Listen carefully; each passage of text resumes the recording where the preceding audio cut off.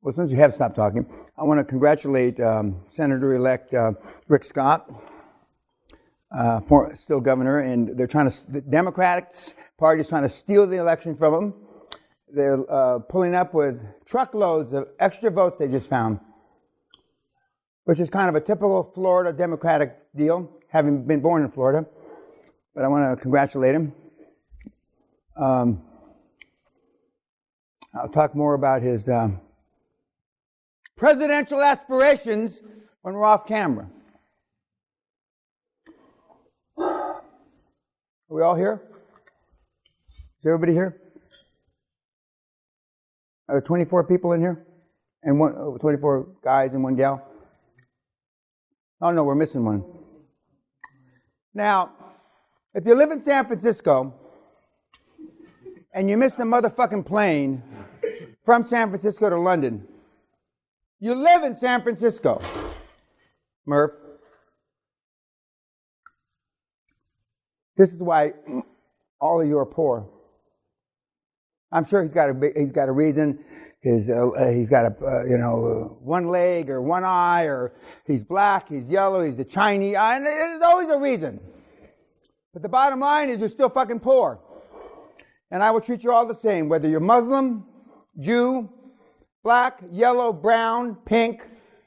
Well, I don't think we have any but whether you're a transvestite, that doesn't make a shit to me.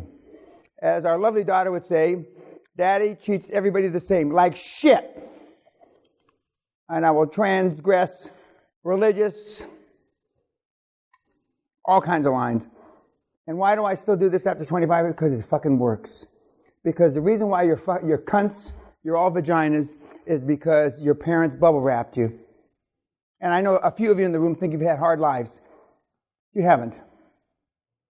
You haven't. The reason, if love got the job done, you wouldn't be here. With the lady Muslim, although we have had people who show up that weren't Muslim, so I'm assuming you're a Muslim. Okay. We have had fakes, pretenders. Okay. So, okay. We've had other pretend clerics. Why would you pretend to come here, of all places? Because you've got feces for brains. And you've been listening to those other guys, which will go nameless for right now anyway. We've got a couple of repeats. We've got the Murph, who I make enough fun of during the thing. And we've got Goomba Bert, who I'll make enough fun, not necessarily on camera. And and all the rest of you are new, not necessarily new to the process. We're going to discuss in some detail. Again, we've changed the format of the seminar, and even Murphy, who was here a year and a half ago, okay, and Bert, who was here 3 years ago, 2 years ago, okay, excuse me. It's changed dramatically because we continue to update the practices, procedures, and systems. If you will, the case studies. I don't like to use that word. Because a case study is only a case study for you if you come from similar background, similar social economic milieu. And most of you are from varied.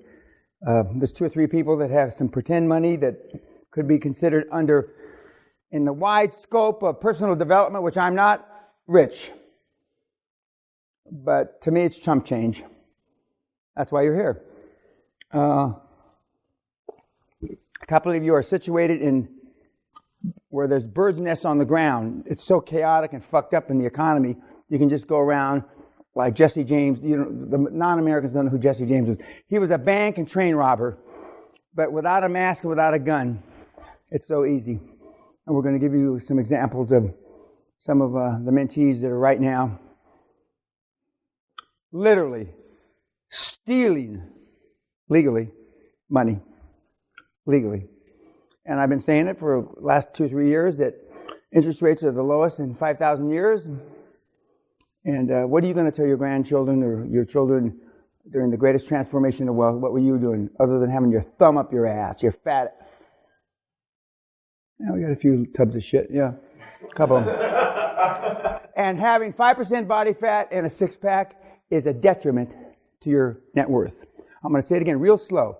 Now, the fat guys, you don't have to worry. But 5% body fat and a six-pack has been a detriment to your wealth. Spartan, man, ultramarathons, and I can go on, weightlifting, power, and I did all those things, are detriment to your net worth. Because you spend your time doing that instead of creating generational wealth. We teach you here in 3 to 5 that if you follow the steps, in 3 to 5 years you can create generational wealth that would normally take 20 to 25 years. We're going to talk a lot about Josh Kimmel. We're going to show webinars. He was here 3 years and 3 months ago when he was 17, and now he's flying around in his jet plane. He's 21. What have you done in the last 3 years? Other than with the young kids, jerk off on your fucking laptop watching porn. But he's not the only one. He happens to be the youngest. And that's why I use him as an example. But we're going to talk about a number of guys, and you're going to hear on webinars 9 or 10 guys in the last 12 months that have gotten rich. But they followed the steps. Half of you in this room, I will bet 1 million pounds to a pound. Half of you in this room will not follow the steps. At least half, maybe more. If you're an engineer, if you're an accountant, if you're a physicist, a medical doctor, what am I leaving out, Murph? Lawyer, thank you. Lawyer, you're fucked. You wasted your money coming here. Because your fact pattern is you can't follow the steps. You've been taught in a different way. And if love got the job done, see, your parents all fucked up, otherwise you wouldn't be here. I've already told at least one person, metaphorically speaking, he ought to kill his parents. And they're dead already. They're dead. Most of your parents are already fucking dead. You just haven't put them in a grave yet. Intellectually, emotionally, they're fucking dead meat. And they're dragging you into the shithole. I haven't even gotten started yet. There's only certain things I give to YouTube. But these people are all better off than you, YouTube, because they're here. They're here. I'm going to say you're going to have homework tonight, and I normally forget to mention it, but when you miss a homework during the stay here, you have a strike. 3 strikes and you're out of the program. We have never had anybody get thrown out right for not doing their homework. But we have thrown people out during the week, but not for that. I'm going to say it again. 3 strikes, meathead, and you're out of the program. Missing homework, or when I read the homework, if you just put down a bunch of shite, strike. We give you the written homework for a reason. Because most of you haven't read all the materials that you should have read to prepare. We gave you a list of the shit to read and study. Most of you haven't. Because you're too busy being poor. You're too busy running 5Ks. You're too busy lifting weights. You're too busy getting fat, old-timer. I mean, you're too busy. You're too busy going to your daughter's soccer match. And in some cases, you're too busy praying 5 times a day. Well, 3 times. 3 times. Okay, you're a 3-timer. Okay. We've had 5 right here. This mat they use right here. Okay. Okay. And what has that all got you? Fuck all nothing. Fuck all nothing. And we have a new hub now, a business hub, so to speak, where the homework, there's one in this building, in the business hub upstairs. There's one in the pavilion, which some of you don't know where that is, but it's a big building down there, about 125 yards. And we have another business hub in the chauffeur's cottage, where people are staying.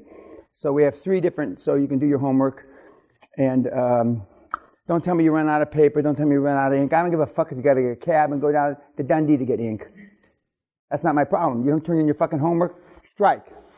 If I don't like your homework, strike. And we'll explain in more detail how you can get strikes during the year. But it can't be that hard. I mean, look, Murph made it through, right? Former Penn Stater, along with our son, our youngest son, have that in common. By the way, when I talked to the SEALs, I had the privilege of addressing the SEALs Special Ops Green Beret in New York City a couple of weeks ago. There was 2 Penn Staters. One graduate school, one undergraduate.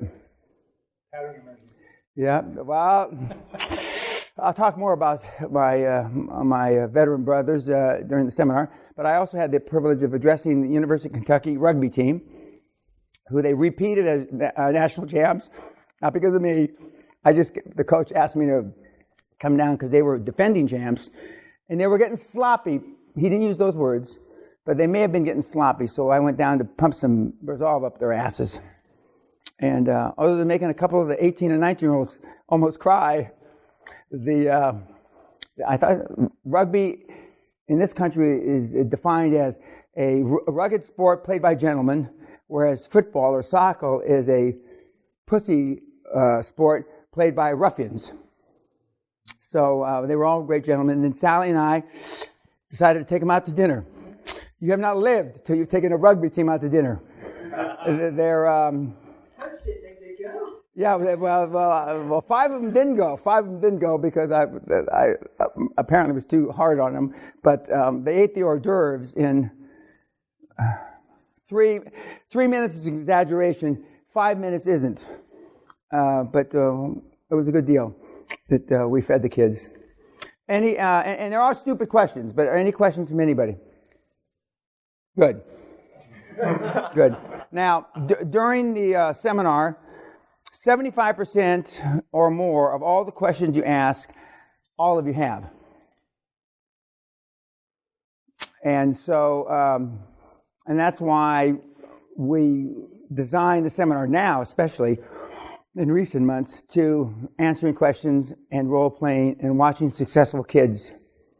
Not just Josh, because you're going to see 9 or 10 different of the mentees that have all proven, whether you're well-educated, no education, whether you're have no money, which most people do that come here, or have money, have made it successful. Now, you wouldn't be here if whatever you tried before had been successful. Why go through the abuse? Why pay the money, right? I'm the last saloon in the last town, and the world is flat. After Guthrie Castle, you fall off the edge of the world. So everything you've tried heretofore has been unsuccessful. Otherwise, you wouldn't be here. So that's my premise to begin with. Whether you're Muslim, Catholic, Jew, Protestant, atheist, agnostic, whatever, it hasn't worked. Now, some of you, this is the first time you've ever been to a town like Guthrie with a saloon like Guthrie. Some of you have tried everybody, which I don't have to explain the names. You know the names better than I. I didn't know there was as many people in the business. But this is not a personal development seminar. This is a high-performance business success seminar. Any resemblance between personal development and this is purely accidental or coincidental. Okay. So drink up. If you get in a fight, you're out of the program. The reason why we started boxing, there was a reason. Because you guys got in fights with each other. Never when I was here, always after I went to sleep. Smartly, because I'm not as kind and gentle as the servants are in breaking up fights. But, I mean, so if you get in a fight or you disrespect somebody, I mean, you're out. I'm not interested in the reason. The fact that he looked at me. Now, we had here a year and a half ago, we had a guy from Lithuania tell an Israeli from a sergeant in the defense forces, a Sabra, a lady sergeant, that Hitler didn't kill enough Jews. I wasn't there when this happened, but a fight ensued. She apparently was like the Flash in the TV program. From here to there, had him on the ground, was beating his face in. And I wish I had witnessed it, but I didn't. Now, you do shit like that, you're out. Or anything that even resembles that. So here we're like the United Nations. We all pretend to love one another. Okay, guys. Until the boxing. Oh, until the boxing. Then you can do it. Yeah, the boxing, then do what you can.